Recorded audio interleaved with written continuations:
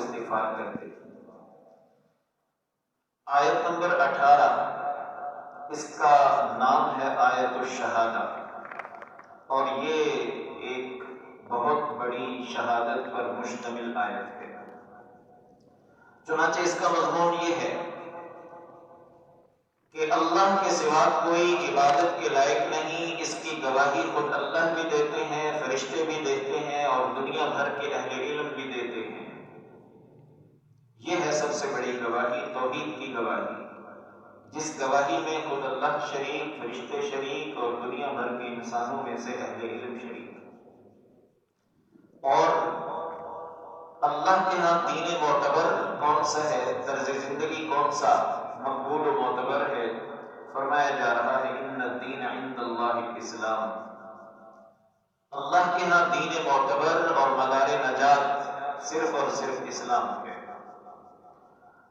باقی تاریخ انسانیت میں یہود و نصارہ، جن کو اہل کتاب کہا جاتا ہے، انہوں نے اگر راہ راست سے انحراف کیا اور اختلاف کیا تو وہ لا علمی کی وجہ سے نہیں کیا، بلکہ آپس کی ضد بازی کی وجہ سے کیا۔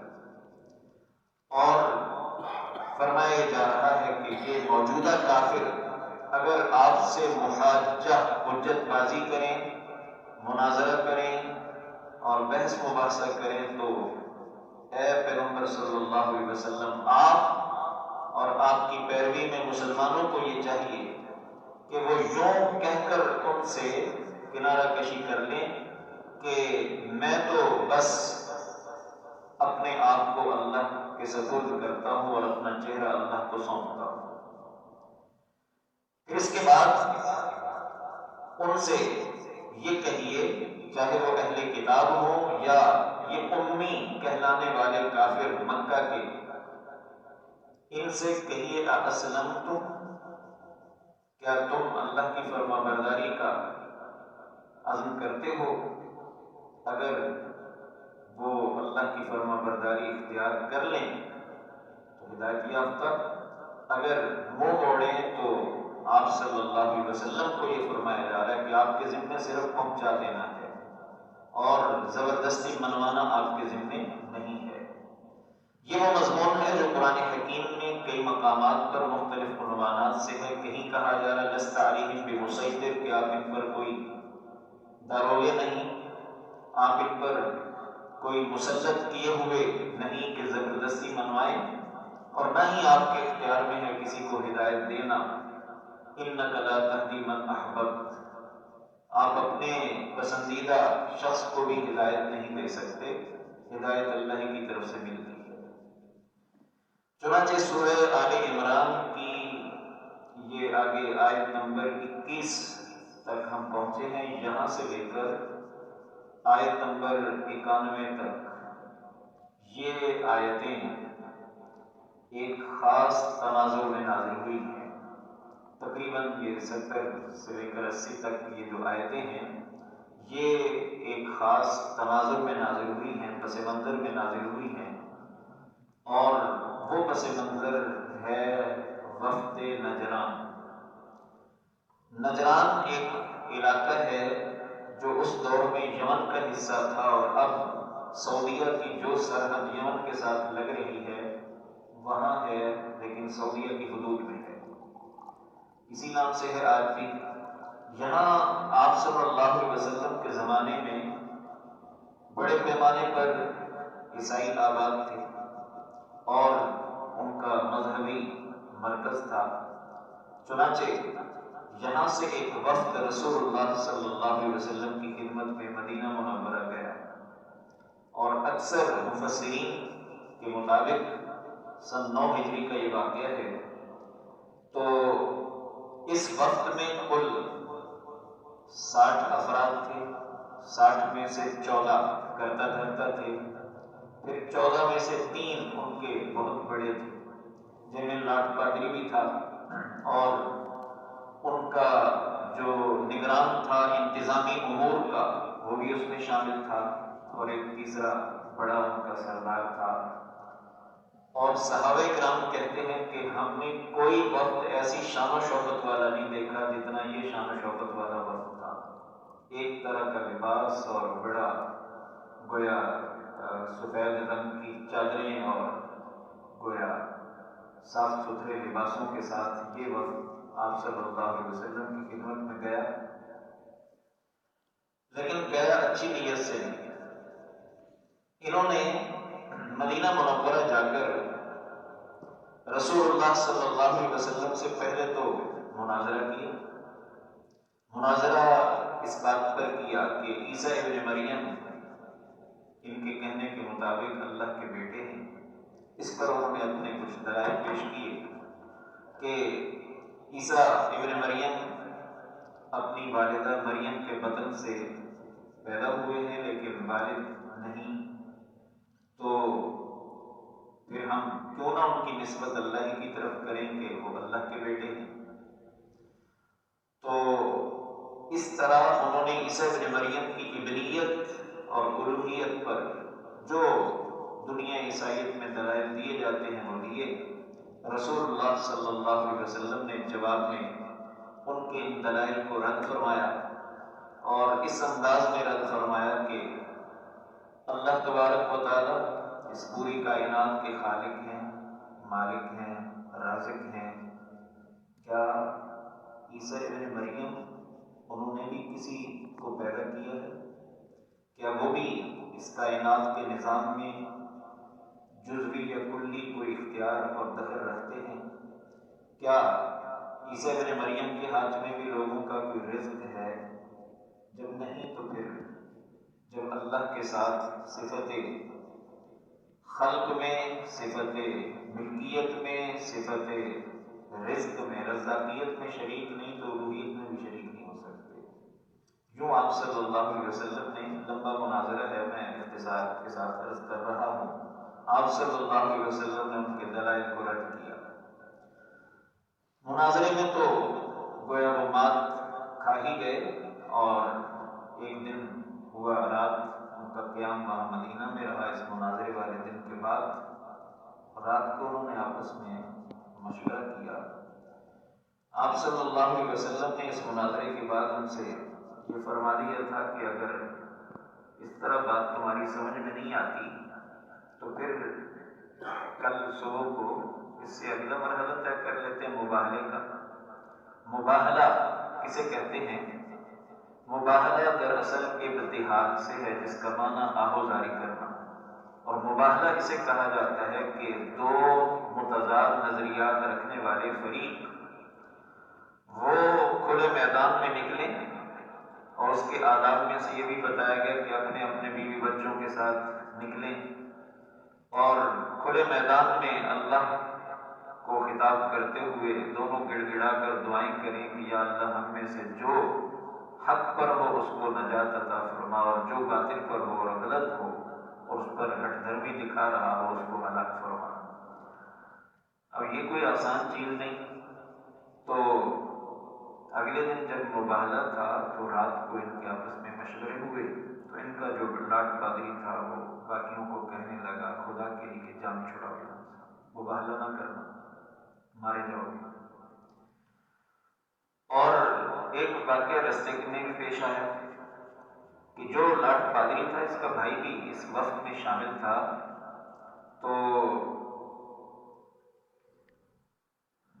اس کے گھوڑے کو ٹھوکر سی لگی تو اس نے کہا تعیس الابعد، اور مراد اس سے یہ تھا کہ محمد صلی اللہ علیہ وسلم کی طرف اشارہ کر کے کہنے لگا کہ وہ جو دور کا شخص ہے نا جس کی طرف ہم جا رہے ہیں وہ ہلاک ہو۔ ٹھوکر لگی گھوڑے کو، بد دعا اس نے یہ دی۔ تو اس کا جو بھائی تھا ان کا مذہبی رہنما، وہ کہنے لگا خبردار ایسا مت کہو، وہ اللہ کے سچے پیغمبر ہیں۔ تو اس نے کہا کہ اگر وہ اللہ کے سچے پیغمبر ہیں تو پھر ہم مانتے کیوں نہیں؟ تو اس نے پھر کہا کہ اگر ہم مان لیں گے اور اپنا یہ عیسائیت والا مذہب چھوڑ دیں گے تو ہماری جو آؤ بھگت یہاں ہے اور جو مالی مفادات یہاں وابستہ ہیں وہ تو ختم ہو جائیں گے۔ تو خیر کتابوں میں یہ لکھا ہے کہ اس کے دل میں بات بیٹھ گئی، کہ یہ تو پھر غلط ہوا. وہ بعد میں خیر کسی موقع پر مسلمان ہو گیا، لیکن یہ باقی نہیں ہوئے. اور مناظرے والے دن کے بعد اگلا دن مباہلے کا تھا. آپ صلی اللہ علیہ وسلم صبح حضرت فاطمہ، حضرت حسن، حضرت حسین جب کہ چھوٹے بچے تھے ان کو ساتھ لے کر نکلے اور پھر مباہلہ کرتے. جب انہوں نے اس انداز میں آپ صلی اللہ علیہ وسلم کو آتے ہوئے دیکھا کہ یہ نورانی شکلیں ان کے مقابلے میں ہم مباہلہ کریں گے، بس وہ انہوں نے پیغام بھیج دیا کہ نہیں، ہم مباہلہ نہیں کریں گے، ہم واپس جا رہے ہیں اور اسلامی حکومت کے ماتحت ذمہ کی حیثیت سے ہم رہیں گے اور جزیہ ادا کریں گے. چنانچہ اس طرح وہ جان چھڑا کے یہاں سے نکلتے بنے اور پھر اسلامی حکومت کے ماتحت ہو کر اپنے علاقے میں رہنے لگے. تو یہ ہے واقعہ وفد نجران کا.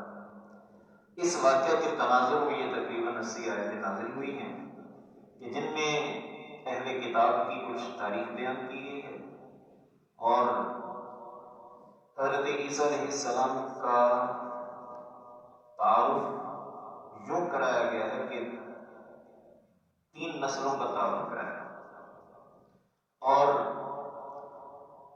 پھر حضرت عیسیٰ ابن مریم کی جو حیثیت اسلام میں ہے وہ بتائی گئی اور اہل کتاب کو مکالمے کی دعوت دی گئی ہے کہ آؤ ذرا جو اتفاقیات ہیں ہمارے درمیان پہلے ان پر بات کرتے ہیں، پھر اختلافی باتوں کو دیکھیں. تو ان مضامین پر یہ آیتیں مشتمل ہیں. مجموعی طور پر اس سورت کی 1 نمبر آیت سے لے کر 120 تک یہ خارجی افکار کے مقابلے میں، نظریات کے مقابلے میں مسلمانوں کو مضبوط کرنے کے مضامین پر مشتمل آیتیں ہیں. اور 121 سے لے کر 200 تک یہ جو 80 آیتیں ہیں یہ اندرونی طور پر مسلمانوں کو عمل پر ابھارنے والی اور اندرونی طور پہ مضبوط کرنے والی آیتیں ہیں. مرکزی مضمون اس پوری صورت کا ہے الثبات، یعنی استقامت، کہ مسلمانوں کو اسلام پر مستقیم ہونا چاہیے اور ڈٹنا چاہیے، خارجی حملوں کے مقابلے میں بھی، اندرونی طور پر بھی ان کو مضبوط ہونا چاہیے. چنانچہ آیت نمبر 21 سے دیکھیے گا یہ مضمون شروع ہو رہا ہے کہ یہ لوگ جو اللہ کی انکاری ہیں، تاریخ ان کی یہ ہے کہ ناحق انبیاء کو قتل کرتے رہے ہیں اور جو بھی انصاف کی دعوت دینے آئے لوگ ان کو یہ قتل کرتے رہے ہیں. ایسے لوگوں کے لیے تو دردناک عذاب ہے، ان کے اعمال دنیا و آخرت میں بیکار اور اکارت ہیں. اور ان لوگوں کو اللہ کی کتاب کی طرف بلایا جاتا ہے تاکہ اس کتاب کے ذریعے ان کے اختلافی معاملات میں فیصلہ کیا جائے، تو ان میں سے بہت سے اعراض کرنے لگتے ہیں. اور یہ اس لیے ہے سب کچھ کہ انہوں نے کچھ خود ساختہ تمنائیں قائم کر رکھی ہیں اور خوش گمانیوں میں مبتلا ہیں. ان کا کہنا یہ ہے کہ جہنم ہمارے سوا دیگر طبقات کے لیے ہے اور جہنم میں اگر ہم گئے بھی تو ایام معدودہ، گنتی کے چند روز. نظریہ یہود کا یہ تھا کہ جو 40 دن ہمارے بڑوں نے بچڑے کی عبادت کی تھی، بس وہ 40 دن ہمارے لیے جہنم ہے اور اس کے بعد جنت ہے. اور جہنم ہمارے لیے دراصل بنی ہی نہیں ہے، دوسرے لوگوں کے لیے بنی. اس طرح کی خوشگمانیوں میں یہ مبتلا تھے. تو اس کا جواب یہ دیا جا رہا ہے کہ ایسا نہیں، اللہ کی کسی قوم اور طبقے کے ساتھ کوئی رشتہ داری نہیں. ہر نفس کو اس کے کیے کا پورا پورا بدلہ ملے گا. عمل سے زندگی بنتی ہے. اور آپ صلی اللہ علیہ وسلم کو خطاب کرتے ہوئے کچھ کلمات سکھائے جا رہے ہیں. آیت نمبر 26 میں دیکھیے، قُلِ اللَّهُمَّ مَالِكَ الْمُلْكِ، اے اللہ جو بادشاہت کا مالک ہے، تُؤْتِي الْمُلْكَ مَن تَشَاءُ، آپ بادشاہت دیتے ہیں جسے چاہتے ہیں، وَتَنزِعُ الْمُلْكَ مِمَّن تَشَاءُ، اور بادشاہت چھین لیتے ہیں جس سے چاہتے ہیں، وَتُعِزُّ مَن تَشَاءُ وَتُذِلُّ مَن تَشَاءُ، جسے چاہتے ہیں عزت دیتے ہیں، جسے چاہتے ہیں ذلت دیتے ہیں۔ آپ ہی کے خیر، آپ ہی کے ہاتھ میں ساری خیر ہے، آپ ہر چیز پہ قادر ہیں، آپ ہی رات کو دن میں، دن کو رات میں داخل کرتے ہیں، زندہ کو مردہ سے اور مردہ کو زندہ سے نکالتے ہیں، اور آپ ہی جسے چاہتے ہیں بغیر حساب رزق عطا فرماتے ہیں۔ یہ اللہ کی قدرت اور اللہ کی حاکمیت پر مشتمل حمد و ثنا کے کلمات آپ صلی اللہ علیہ وسلم کو تلقین فرمائے جا رہے ہیں۔ اس میں یہ جو مضمون ہے کہ زندہ کو مردہ سے، مردہ کو زندہ سے نکالتے ہیں،